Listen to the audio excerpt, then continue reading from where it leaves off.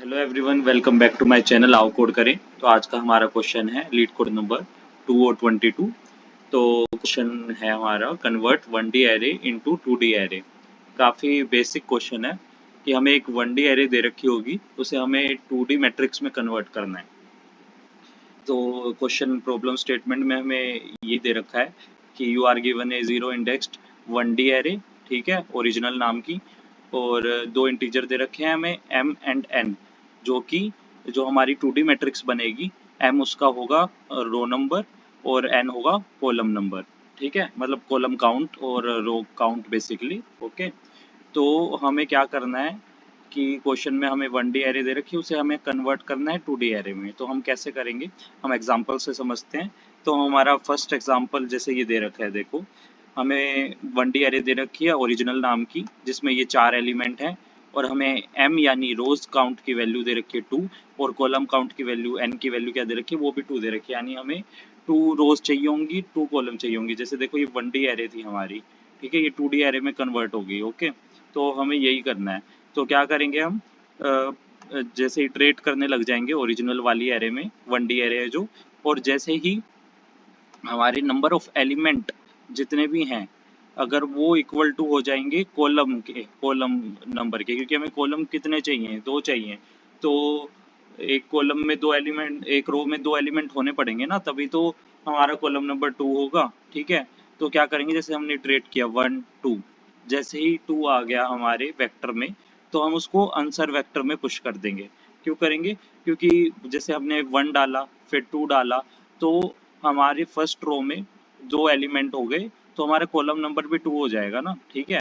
तो हम ऐसे ही करते जाएंगे, फिर हम पूरे वेक्टर को फिर से खाली कर देंगे, फिर हम उसमें नेक्स्ट एलिमेंट डालने लगेंगे। जैसे 3 डाला फिर 4 डाला, इन दोनों को डालने के बाद फिर से हमारा वेक्टर में एलिमेंट का साइज कितना हो जाएगा, मतलब वेक्टर साइज कितना हो जाएगा, वो भी 2 हो जाएगा, ठीक है।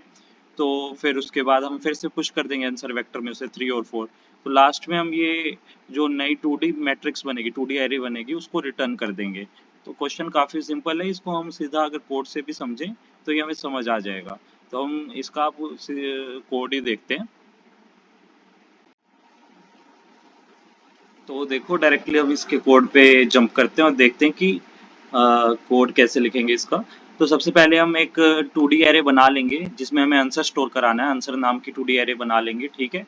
और उसके बाद हम एक और एज केस भी चेक करेंगे कि मान लो m cross n, m into n, यानी number of elements in 2D array, ठीक है, अगर वो इक्वल नहीं हुआ अपनी जो ओरिजिनल एरे 1D एरे दे रखी है उसके साइज के, तो हम खाली वेक्टर रिटर्न कर देंगे ना।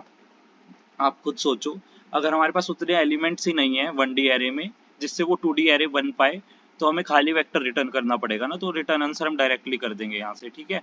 और उसके बाद हम क्या करेंगे, एक टेम्प नाम का वेक्टर बना लेंगे, जिसमें हम अपनी रो स्टोर करवाएंगे, और जो कि हमें पुश करना है आंसर वेक्टर में एट लास्ट, ठीक है। तो फिर हम एक वाइल लूप चलाएंगे बेसिक सा, और उसे कहाँ तक चलाएंगे, I is less than m into N. m into N कितना क्या हुआ अपना साइज ऑफ 2D मैट्रिक्स जो बनने वाली है, या इसको ये भी लिख सकते हैं ना, original dot size, original dot size, मतलब कि 1D मैट्रिक्स है जो हमारी 1D एरे है, सॉरी, तो उसमें हम एंड तक इटरेट करेंगे, ठीक है, हर एक एलिमेंट को इटरेट करेंगे, और उसके बाद हम पुश करते जाएंगे जो हमने टेम्प वेक्टर बनाया है उसमें एलिमेंट्स को, ठीक है, ओरिजिनल एरे के जो भी एलिमेंट्स हैं हम उसमें पुश करते जाएंगे। उसके बाद जैसे ही इस टेम्प वाली एरे का साइज जब भी इक्वल टू n हो जाएगा, n यानी जो मैंने आपको बताया था नंबर ऑफ कॉलम्स बोल लो इसको, या एक रो में जितने एलिमेंट्स होने चाहिए वो बोल लो। तो जब भी वो इक्वल हो जाएगा n के, temp dot size equal to n, उस टाइम हम इसको पुश कर देंगे आंसर वेक्टर में, आंसर वेक्टर में पुश कर देंगे, और उसके बाद हम इस एरे को खाली कर देंगे, ठीक है, टेम्प वाली एरे को हम इसे खाली कर देंगे, ताकि हम नेक्स्ट एलिमेंट्स जो भी हैं उनको भी अपने उसमें डाल पाएँ टेम्प वाले वेक्टर में, और एट लास्ट जब भी उसका साइज फिर से इक्वल टू n हो, फिर से हम उसे आंसर में पुश कर देंगे, ठीक है। तो ऐसे कर करके हम एंड तक इटरेट कर लेंगे 1D एरे के, और एक हमें 2D मैट्रिक्स बन के मिल जाएगी, एंड में उसे रिटर्न करा देंगे। तो हमारा क्वेश्चन इतना ही था आज का। So thank you guys for watching my video, and if you like my video please subscribe to my channel also. Thank you guys.